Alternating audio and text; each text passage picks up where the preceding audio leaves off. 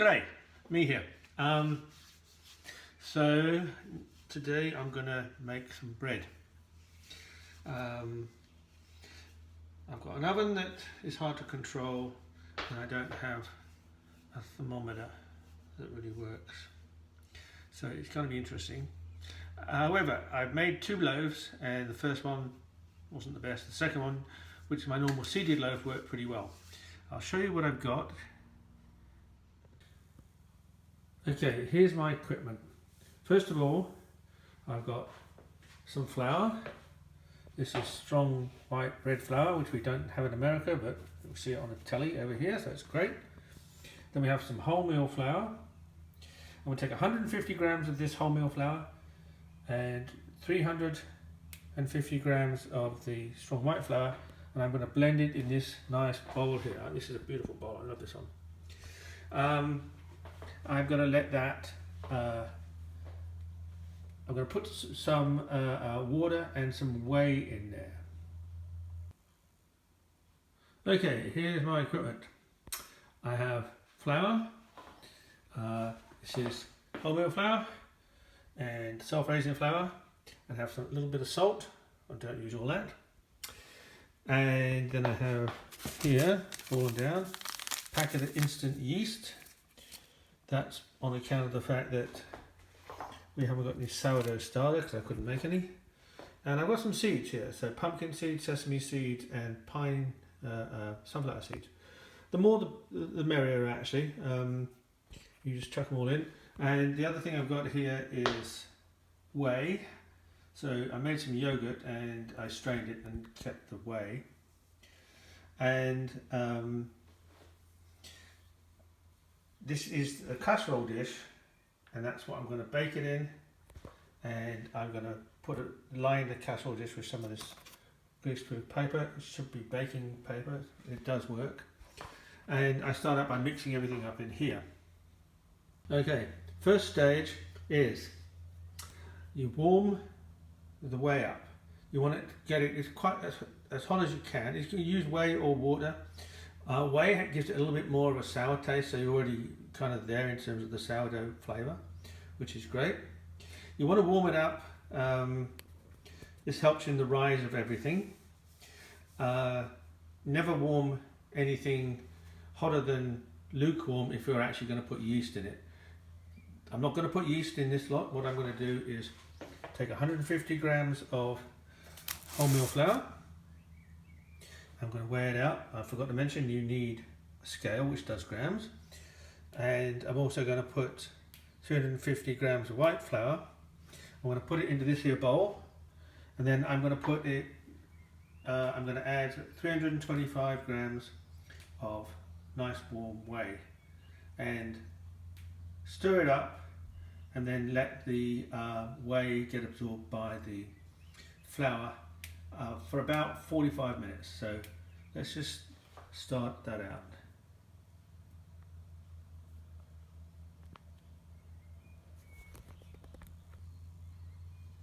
Okay, I'll take the whey and I shall put it into the tucker-fucker, as we call it, and give it 2 minutes to warm up, and then I shall come back and weigh these guys out. Okay, there's my flour, 150 grams of whole wheat flour, and more than twice of that, 350 grams of the plain flour, or the strong flour as they call it. As you can see, it comes to 500 grams. And here we have the the whey. It could be a little bit warmer, but that'll probably do it. And then I'm just going to chuck it in to there. I'm going to actually warm it up a bit more first. Okay, I've got about 400 mils of whey here, and I actually heated it up for about 3.5 minutes, and that's pretty warm. Okay, so I'm going to put that in. There's 2 ways I could do it. I've got up to 500 grams here, so I'm going to make a little hole. Well, I'll mix it all in first. I don't put any salt in at this point. I'll put that in when I put the seeds in. Okay, so that's kind of mixed. Have a little hole, and now 325 grams goes in. Check that.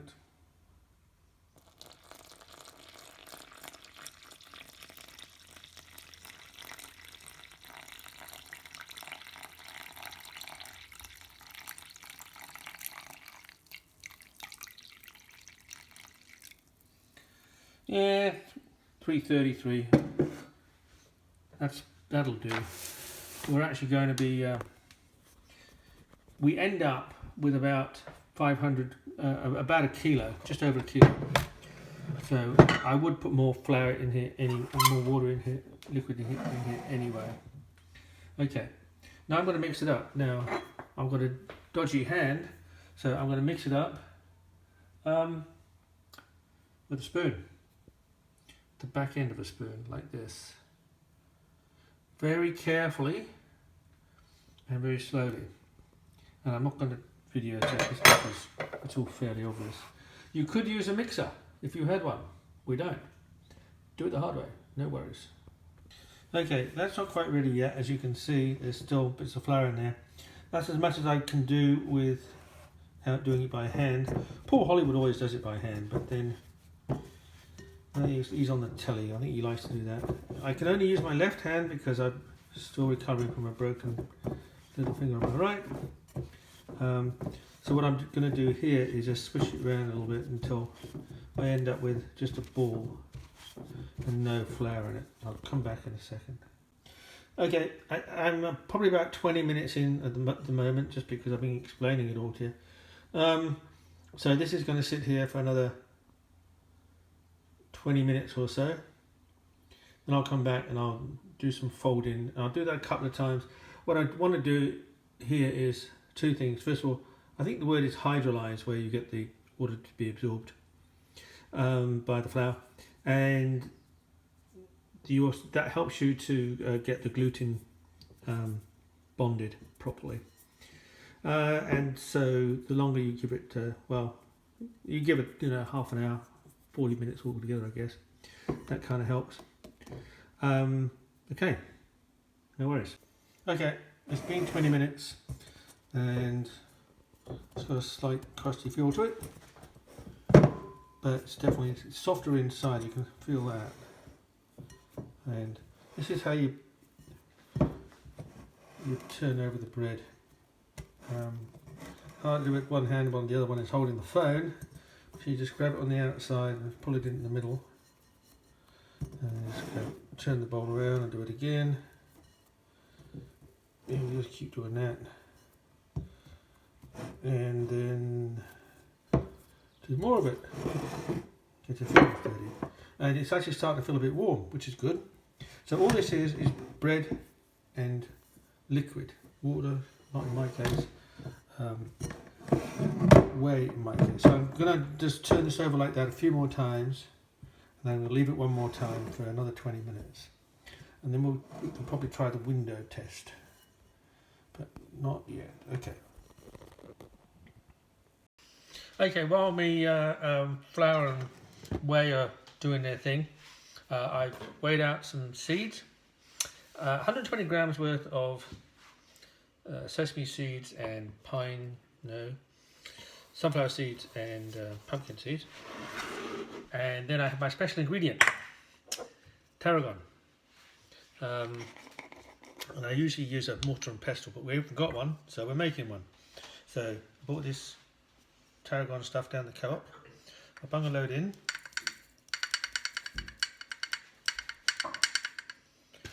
That much. Then I use my pestle. Where's that? There you are. It's a potato peeler with a big fat end. Scrunch it up, because these are dried leaves. Scrunch it up quite easy. And then I'll bung that in with the rest of the seeds and 6 grams of salt or something, and And then I'll mix that in with a bit more whey into the dough. No worries.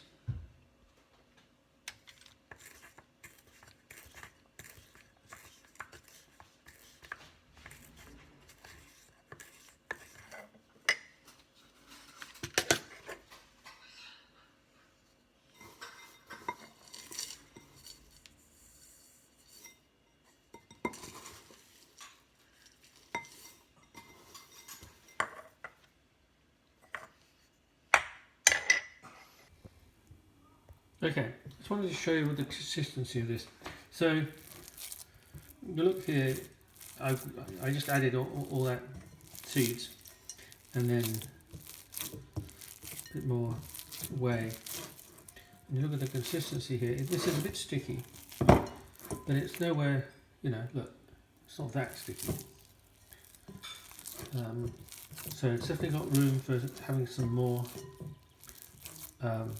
fluid in it. But I don't want to put any more fluid in until I've added the yeast and mashed the yeast into it, because I'm not quite sure how much fluid I'll have in the yeast. So I'm going to work on the yeast in a second after I've done a little bit more mucking about with this. It's easy enough to do it in a bowl. I mean, I could do it on the bench, but I don't want to use my right hand. I will do some on the bench later, but for now that looks alright, and now I'm going to do something with my yeast and I'll show you that. Okay, to get the instant yeast to rise, you really need a little bit of a trick. So use warm water. So I've got 10 grams of water in this bowl here. So I'm going to put a little bit of sugar in it, just that much. I'm going to put it on the scale so just so I can see how much I put in. Not that it really matters.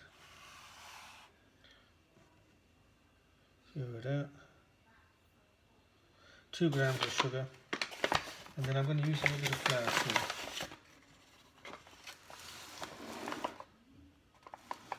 4 grams, 2 grams of flour, and then I'm just going to use my finger and rub them all around, just to get the lumps out. Make sure I can feel that the sugar's dissolved, and make sure it's still warm.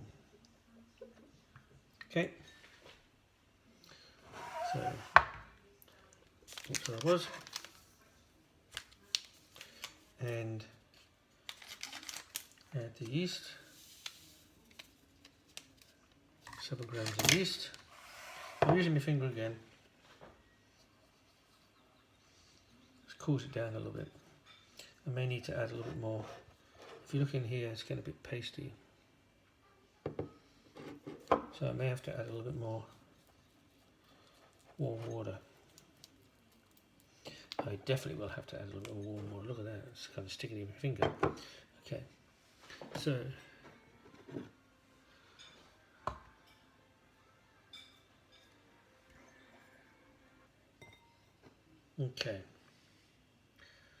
so that was 10 grams. Another 10, which is 12 of water. So that was 20 grams of water altogether. Work all this about. I'll come back in a minute and show you what it looks like. Okay, you see from my finger now that it's pretty well mixed in, and you see that? This is gonna, it's got no, you can feel the bottom, everything's nice and smooth. There's a couple of little lumps in there, but they're not really that worried about. So this is going to go somewhere warm, which can be difficult to find sometimes, especially back in San Francisco, for about 15 minutes. So just to recap, a little bit of sugar, half a teaspoon of sugar, half a teaspoon of flour, 25 grams of lukewarm water, warm enough that you can just get your finger in it, no warmer. Any warmer you'll kill the yeast. Mix it up and then put it somewhere warm for 15-20 minutes. Okay, it's been 15 minutes. As you can see now, my yeast is really acting fast. And I forgot to mention, these are two other things you might want to use. This is for scraping off the counter. I'm going to use it now, and this is for getting the yeast out of the bowl. Okay, so first of all, let's do a little bit more turning here. Let's do it with the good hand, not the bad hand. Like this.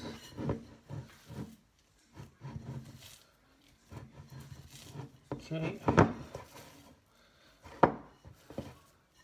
Now you can see that's all kind of interesting, but fairly heavy. Right. Not going to see much of a window effect on here. Let me see. Just get a wet hand. Window effect is where you can see through, and you can't really see through this, can you? Well, it's not too bad. You can start to see something. Yes, a little bit. Window effect's getting there. Yeah. It's quite thin. That's what you want. You can't see it from your direction, but I can see it from mine. Yeah, that's pretty good. So you can see it from there. No, that's just the angle. Let me try that. Hold on. Let's see if we can see this. I'm picking it up.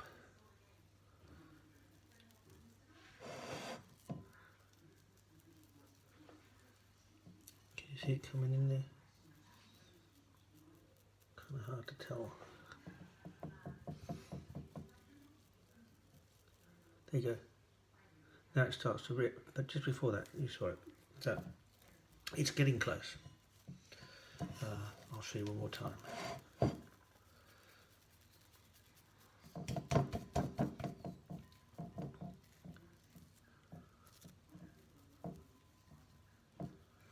Just let the weight of it do it. Wriggle, wriggle, wriggle. There you are, you see? That's the window effect. Then it rips. Okay. So now, push this back a little bit. I'm going to have this. I want to stick this in it, like this.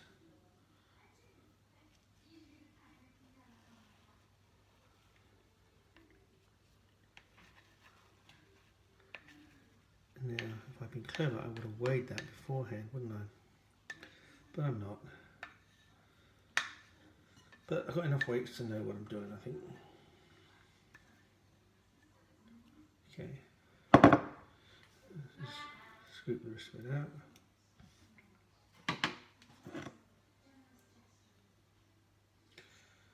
Never waste anything. Okay. Now comes the mucky bit. Okay. Gotta get in there. It's quite sticky for a while. See what I mean?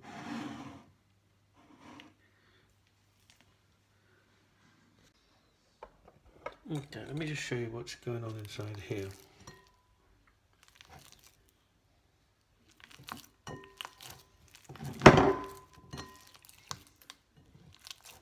You can see it, I hope you can see it.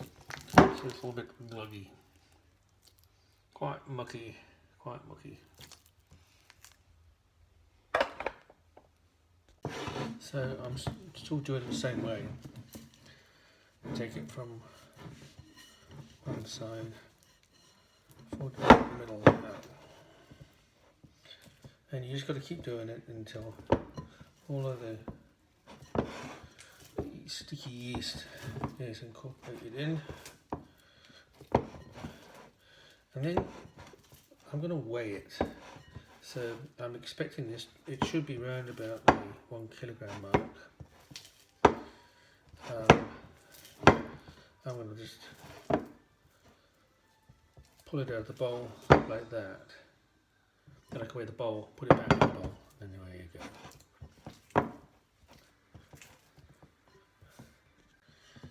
Okay, I'm going to weigh it now. I'll put it on the scales here. Make sure I've got the units right. Grams. Tear off. Pull the thing out. Tear off again. Just drop it in. 1,004 and 3. It's actually the same as the last one. That's pretty good. Okay, so now what I'm going to do is I'm going to take this out and I'm going to knead it on the tabletop a little bit. And this is a bit tricky because I've only really got one hand. But I'm going to use this. Slide it underneath. Down a bit. Maybe you can see a bit if I do that. Okay, so let's go.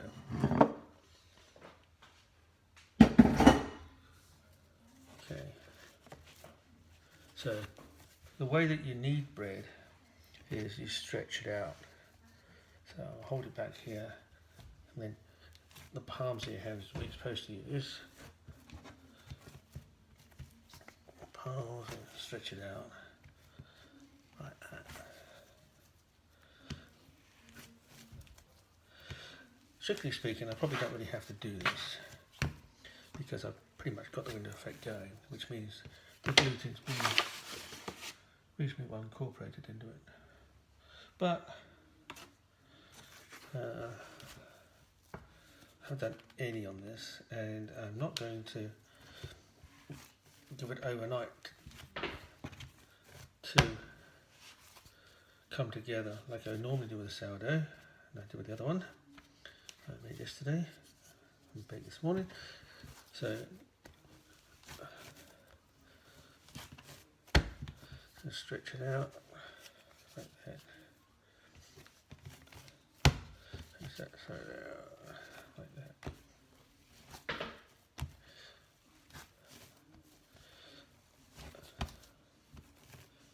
Now,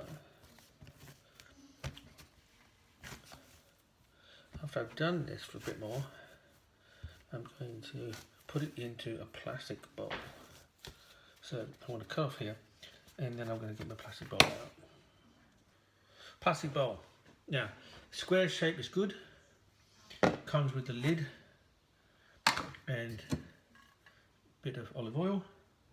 Stick it in. Swish it all around, and then I'll put it in. I'll show you how I put it in. Okay, that's the bowl, box, whatever it is, already done. So now I'm going to put some tension on this. This is the standard technique. So where you put tension on it is you pop it down and then you just roll it towards you. Pop it down, roll it towards you. And I put a little bit of flour, but not much, on the board. And some of it sticks. And eventually it will make a ball.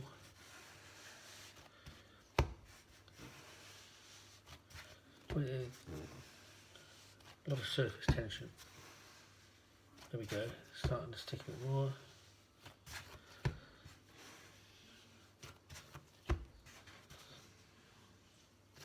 Go one more time. Okay, put this in the middle here. Put a little bit more oil on the top. Then put the lid on and put it in a warm place. Now, you can put it in a warm place for up to 4 hours, but the main thing is, you see the level here, it's got to double and then some. This will do it probably in about 2 hours. The oil just prevents it from getting the skin on it.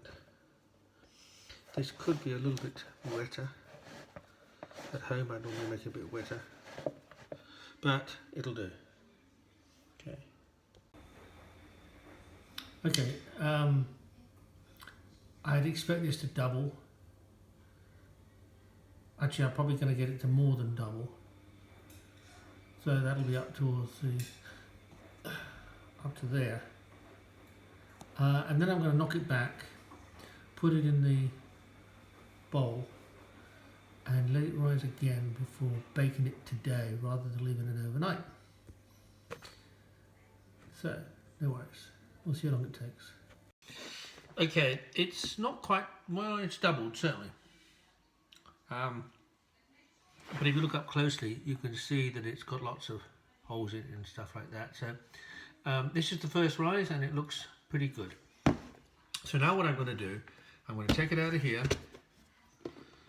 I'm going to punch it down and then I'm going to put it into the casserole dish. Actually, if you look at the top, you can see there's some holes in it, right? Bubbles. If you push this down, that's the way you normally tell whether it's okay or not. If it bounces back, this is the finger test. If it bounces straight back, then you know that it's got more proofing to go. If it stays there, it's proofed enough, and it's pretty much staying there. It should actually have come back a little bit. So I think it definitely is proofed. Maybe a little bit overproofed. Okay, let me just show you what I've done here. So I've got a strip of baking paper. Read it just to make sure that it is baking paper, not greaseproof paper. Because I'm in foreign country, not entirely sure whether it doesn't look quite the same as I did back in San Fran, but it's the third time I've used it, so it's pretty good. So I cut a big wide sheet, wide enough for this bowl to sit on, certainly, because it's going to go inside. And I cut it, fold it in half, and then in half again.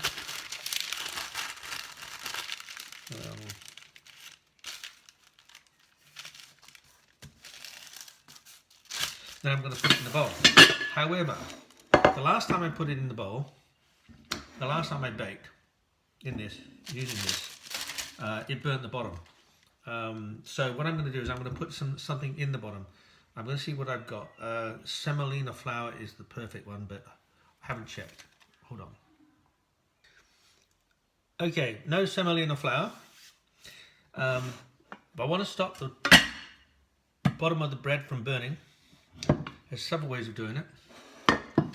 I could use 2 sheets of this. That's actually how I did it on the first loaf, and I think I had the setting wrong, and it didn't really cook down the bottom, and it was a bit raw in the middle. So I'm actually not going to try that. Another way of doing it, as I said, was to put semolina flour or something like that in here. You could use couscous. What a waste of couscous. What I'm going to do instead is put this bowl inside this big tin. I've checked, it does fit in the oven just fine. So the tin will heat up, and that will take most of the heat away. Now, what I do at home is I have a bigger oven, so I've got more shelves underneath, and I put a big baking sheet underneath my casserole dish on a shelf below, halfway through the cooking process, which does the trick just fine. It's a matter of getting to know your oven. I'm going to do this the other way around. I'm going to start baking with this. The first 30 minutes of baking is on super hot, as hot as the oven will go, 250 centigrade. So I'm going to start out with this, and then I'm going to take this away for the second part where I turn it down for another 15 minutes and let it keep going. So that actually isn't too bad an idea. It saves on semolina flour or couscous. Now, in order to make it stick, in order to make this stick in here, I've always found it a bit of a problem because it's a square and a round, you know. So what I do instead, I take a dash of butter,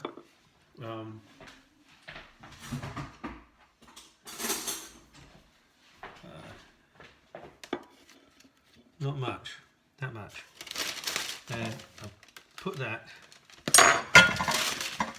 spread it around the middle of the baking dish. That means that this hopefully will stick in better. Because if I knew how to cut things up, I could cut the paper up with tears in it and stuff like that, but you know, I don't. Too fancy. Okay, so let me show you that. So that's how it's going. Can we see that?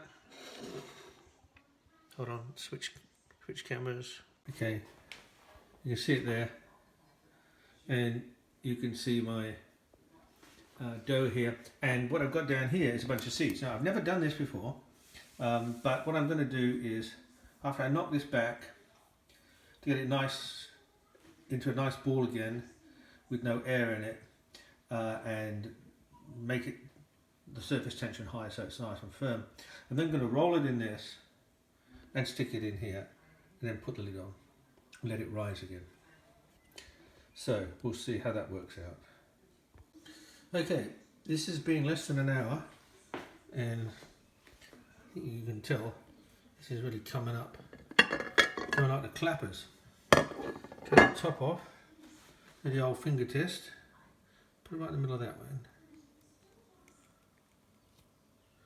Is that going to stay there? Well, it ain't coming up, so I reckon this is getting close to being done. Time to put the oven on. We'll stick it on for about 10 minutes and then bung it in the oven.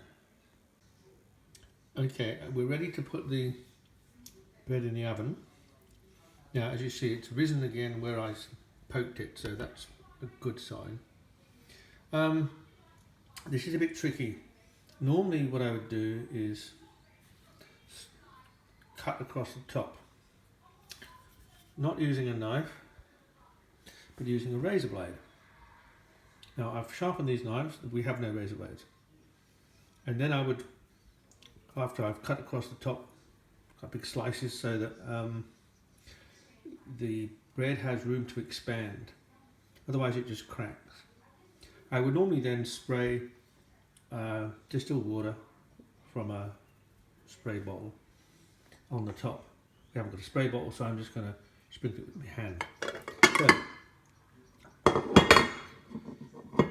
the reason I say this is going to be tricky is because there's seeds on it. And I haven't done it with seeds on before. So let's see how it happens.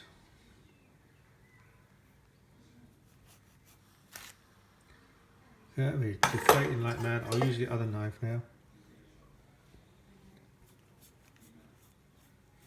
Normally I'd slice very fast.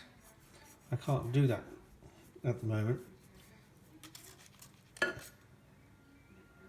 because of the seeds, as I say. But it's obviously got some puff in it still, which is great. I'll take a little bowl of water and I'm just going to sprinkle it across the top.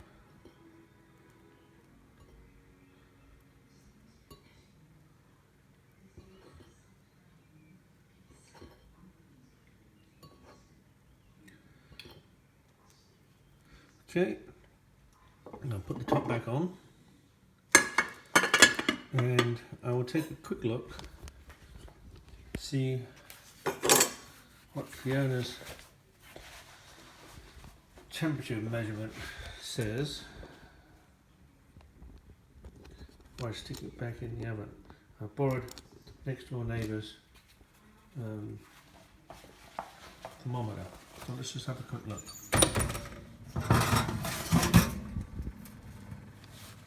That's the back. Can't see from here, but it says 350. I might leave it a little bit longer, just to ensure that it's actually as hot as it says before I stick it in. So I'm going to wait a second. Okay, the oven is reading 350 centigrade Fahrenheit, which is nowhere near enough. It's going to be 500. It's about 170 centigrade.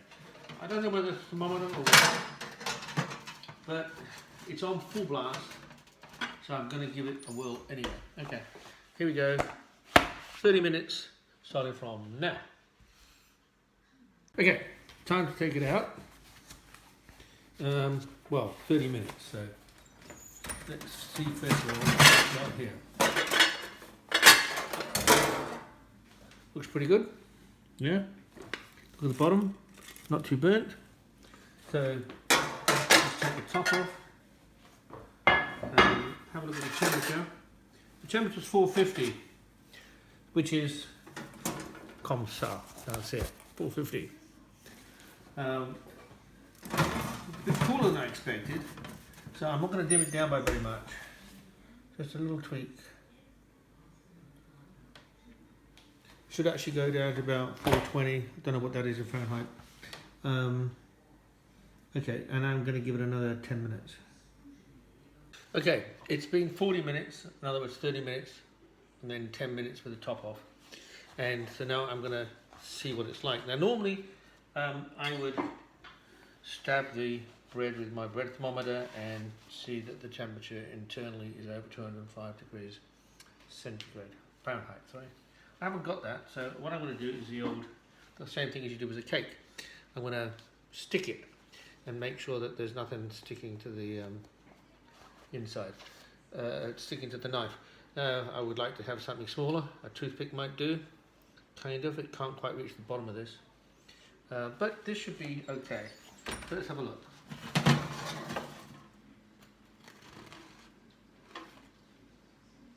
It still needs a little bit more time. Let's have a look at the bottom. The bottom looks burning, so I'm going to take it out. I was intending to take this out after 30 minutes, thereby allowing the bottom to cook more, but apparently that was pretty ineffective in terms of a heat shield. Anyway, that's 40 minutes. It's well, as you can see, it's not looking too bad. Hold on, let me just reverse it. Yeah, it's not looking too bad. I'm going to turn it out right now. Okay, here we go. That comes away nicely. The bottom's not too bad. It's dark brown, it's not black. I've got plenty of seeds on it. And it's got quite a good rise to it actually. I'm pretty pleased with that. So yeah, no worries. I'll let it cool down and give it a taste. Okay, go on Miss Bridgerton, eat. I'm not getting paid for this. Very nice. Perfection. It's really good. Well, here's the two doughs I made. I've actually made three because the first one was a bit of a dud. However, the third one, this one here, is rather good. So good, in fact, that Daisy now wants me to make one for Andy and Jane. I was hoping to make cheese scones. I wonder if I could fit it all in. We'll see. The end.